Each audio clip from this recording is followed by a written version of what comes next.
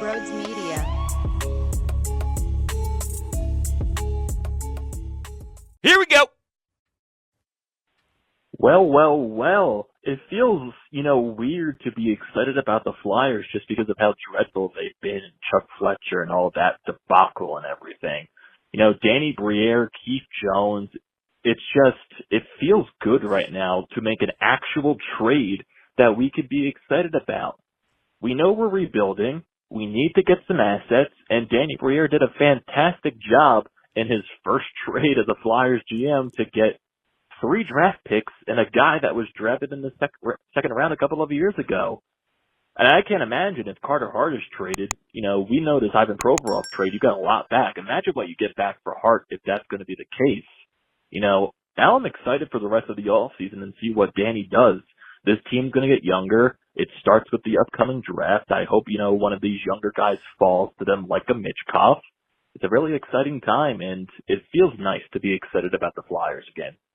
Even though it is a rebuild, I am intrigued by following their ins and outs and every little detail that they do now that I have some trust in the guy who's making those decisions. So there's a lot to unpack there, right? You bring up the name Keith Jones. Well, Keith Jones is very active on a lot of different platforms, stressing the fact that they are going to be looking at replenishing that blue line. Look at the teams that thrive. There's guys on that blue line. It stems from them. And he's right. I mean, it's very difficult to find a pure number one, like a legitimate stud number one defenseman, but you have to. You need to start building and then let your defensive zone dominate.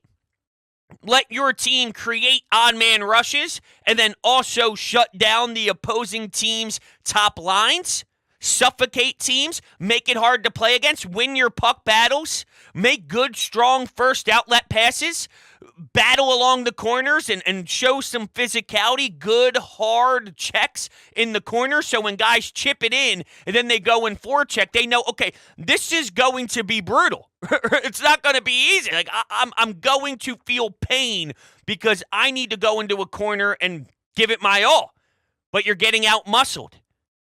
You're getting stick lift and easily stripped off the puck because there's a defenseman with some size. There's a defenseman with some good stick work. And then before you know it, the Flyers, instead of having defensive zone breakdowns and everybody looking around, you got your skates with your heels to the crease. You got stick in lanes, and you're scanning the defensive zone properly. There's no one left wide open back door. There's no one in the high slot. How many times would we see a center and a defenseman both go towards the corner, and then someone is literally 5 feet in front of Carter Hart with so much space and so much time to either rip it 5-hole, rip it glove side, deke 'em.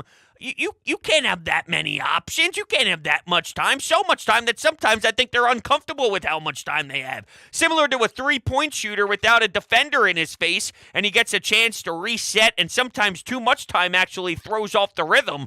That's what I saw a billion times last season with Carter.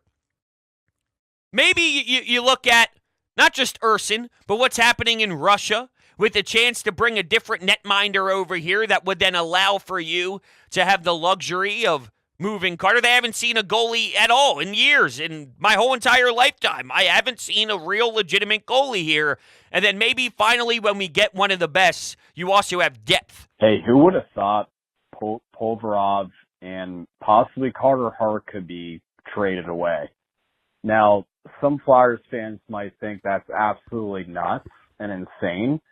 But I will tell you this, in Crossing Broad said it, is that something that Chuck Fletcher would ever do? A move that he would ever make? No. Let's be honest, this is going to be a rebuild. It's going to probably take 2 years. They're going to have to draft well. They're going to have to get creative with trades. I like it. You got to shake things up a little bit and just start a new era of Flyers hockey. Let's get it going.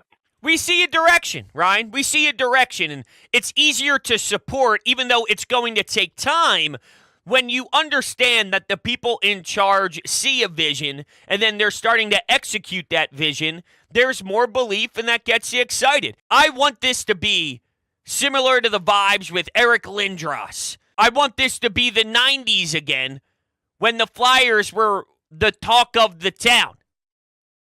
They mattered. Every night was a big one. We got to tune in tonight. I don't even remember what that's like, where they were so important yet a night-to-night basis.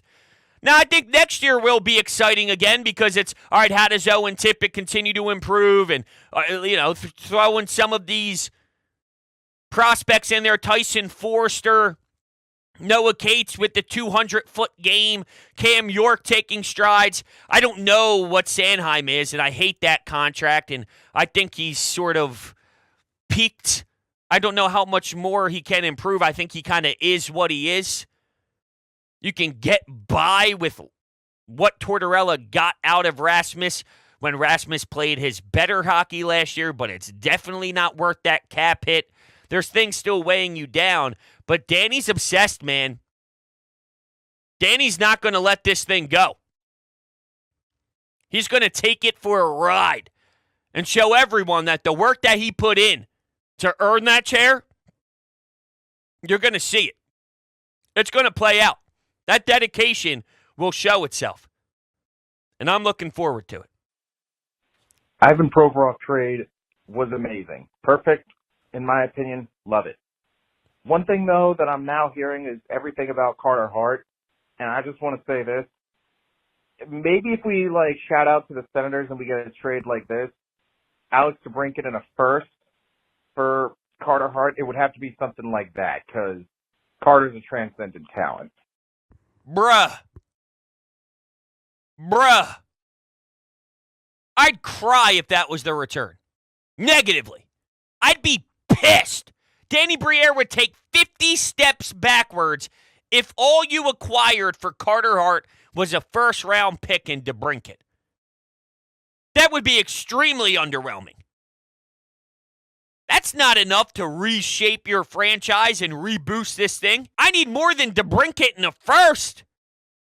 I need multiple first-round picks. 2? If you told me you got 2 pieces for Carter Hart, 2? That's it, just 2? I'd throw up.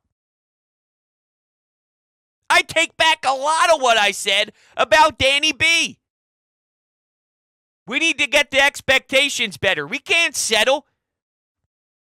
This is going to be a blockbuster, huge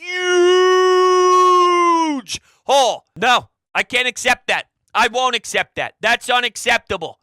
Let that be known. No, no, no, no, no, no, no. No, no, no, no, no, no, no, no, no. Did you hear me? No, no, no. Once again, no. And I want that to be the exact way that Danny Briere answer whoever calls with one player in a first-round pick. No! Danny Briere. Oh, what's up, Bill? No!